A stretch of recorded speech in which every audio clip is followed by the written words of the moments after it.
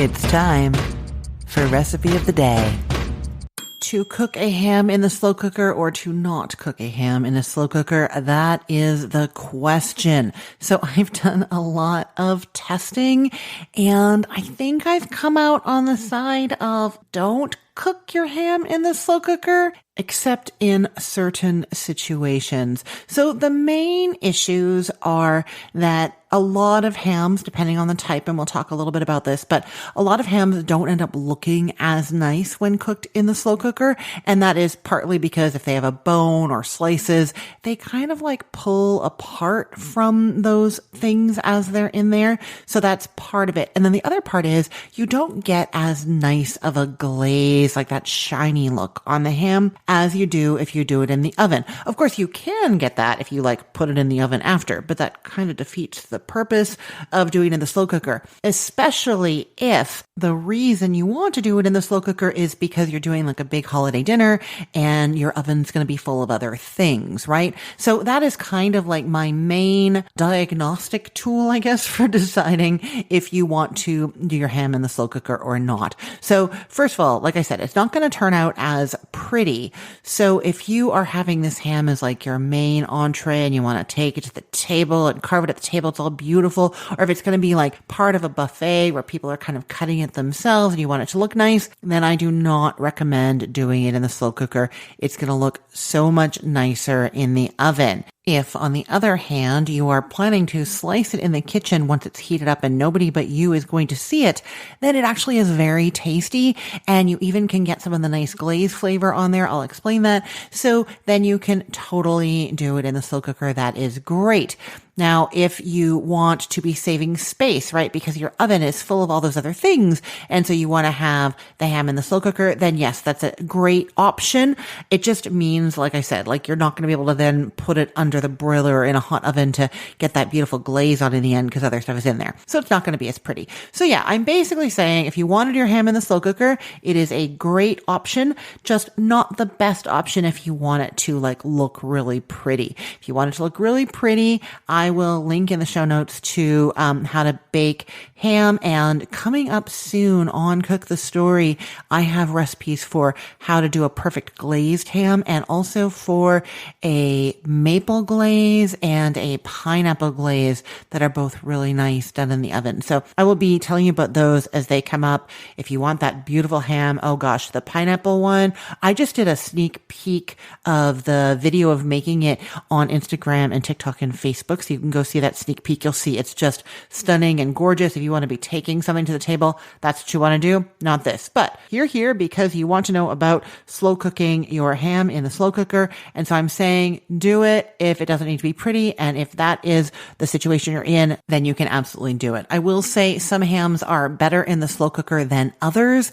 A whole boneless ham that hasn't been sliced at all is actually my favorite. You know, these hams are all fully cooked, the ones that we are doing, and you should make sure that your label says fully cooked if you're going to be following this recipe. But they're all fully cooked, and so you're really just heating it through. And if you have a whole boneless ham and you want it to look nice and you don't cut into it at all, don't score it or anything, it's going to get nice and shiny and beautiful doing this recipe. Now, if you aren't going to be taking this to the table and you have the whole boneless ham or half ham, you can score it and then the glaze is going to seep in really nicely. The scores, the like squares that you've made, kind of pull away from each other a little bit and it's not as pretty as when you do it in the oven. So that is just for getting the flavor in there, not for if you're trying to have that really pretty effect. And you can actually go and see the picture for this recipe.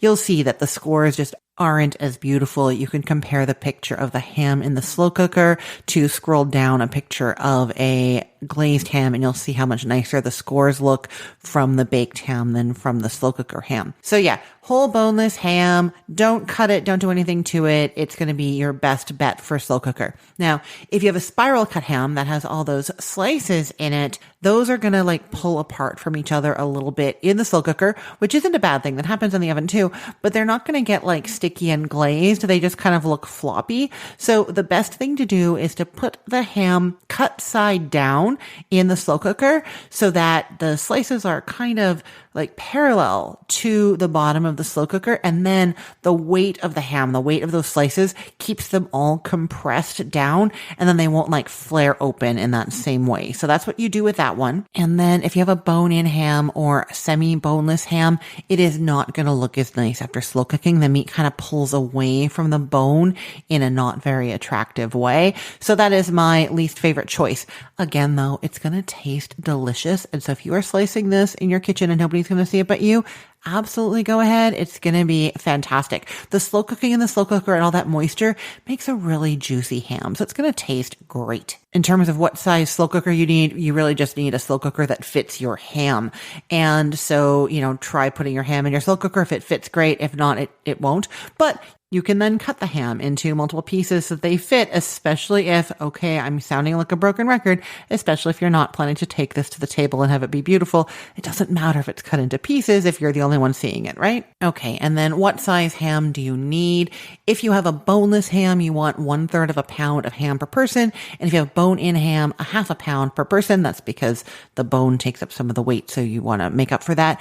And that is just a guesstimate estimate. You have to keep in mind like what else you're serving. If you are having another main protein, if you're doing appetizers and dessert, if there are side dishes, every extra thing that you're having means you need less ham, right? But if it's the main thing, like sometimes for a small Easter dinner, if it's just like my kids, Marty and me, I'll do a ham and some scalloped potatoes and some green beans. And then we'll have like some deviled eggs as a little appetizer. So then I need a little bit more for each person because we're not having a ton of stuff, right? But sometimes for Thanksgiving, if I have a big group coming, I'll do a turkey and I'll also do a ham and then all the side dishes, and there's probably an appetizer, and there's definitely pumpkin pie because it's one of the only desserts that I love, love, love. Then you need less of the ham per person, right? Okay, I think that's everything that I have to like warn you or tell you about. Let's jump into the recipe. You are starting with a empty slow cooker, and I'm going to tell you that one of the great things about this recipe is that you don't have to cook the glaze before you start. I was looking at a whole bunch of different recipes for slow cooker hams, and a lot of them had you make a glaze on the stove ahead of time, like simmer it all together. And my thinking was that if you're doing your ham in the slow cooker, one of the reasons might be that your kitchen is full of stuff, or just that you're trying to do this like really hands-off easy thing, in which case you don't want to be cooking something in a saucepan, dirtying something, taking up that precious stovetop space, anything like that. So that is what we're doing here, is a no-cook glaze. You're going to start by pouring a cup of soda into the slow cooker. So like a measuring cup. 1 cup full of soda. It could be any kind of soda, diet or regular. I prefer Dr. Pepper and ginger ale just because I think that little bit of spiciness goes really well with the ham. So that goes into the slow cooker, and then you put your ham in there. If it has a flat side, put it flat side down. And again, like I said, if it's spiral cut, put it cut side down. And then into a medium bowl, mix together 1/2 cup of honey, 1/4 cup of mustard. I like a spicy brown mustard here, or a Dijon, but I've actually made this with just like regular yellow mustard and it works too. So that's great.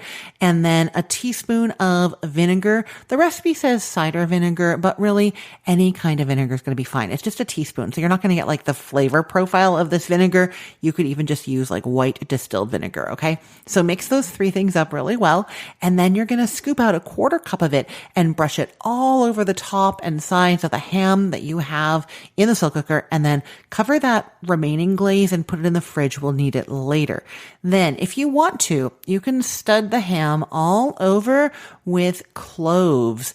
The thing is though, like if you grew up with this and you love the cloves in the ham, it's very traditional, then you're going to love this and you should absolutely do it. It works in the slow cooker. If you've never had it before, or maybe once or twice, but you don't remember, you just need to know that it's quite overpowering, the clove flavor, and you might not like it. So up to you whether you do it or not. Kind of really goes down to whether it's traditional for you or not, right? Okay. Now put the lid on your slow cooker, and then you are cooking that on low until the ham is heated through to 145 degrees Fahrenheit. Fahrenheit as read on an instant read thermometer. That's going to take 5 to 6 hours. I will say I've tested this by cooking it on high, and I don't think it was as juicy. It kind of dried out more on the outside by the time the inside got hot.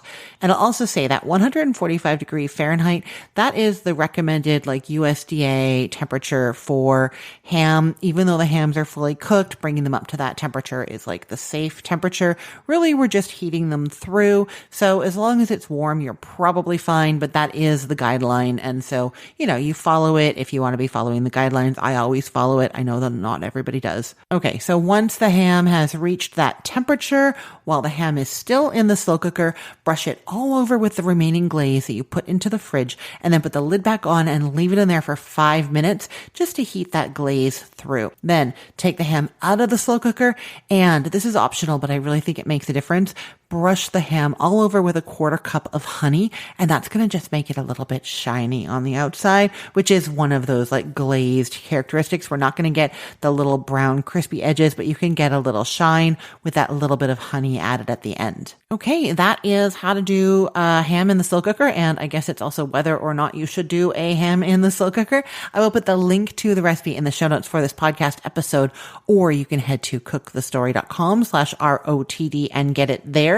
And everything there is arranged by date. So it's helpful to know that today is October 27th of 2024. And I'll just say, if you're not already subscribed to this podcast, why not? There is a new episode every single day. I tell you about a new recipe 7 days a week. Subscribe by going to your favorite podcast app on your phone and search for Recipe of the Day. I will show up. I'm Christine Pittman from cookthestory.com, thecookful.com, the all-new chicken cookbook. And from this podcast, Recipe of the Day, I hope you have a great day.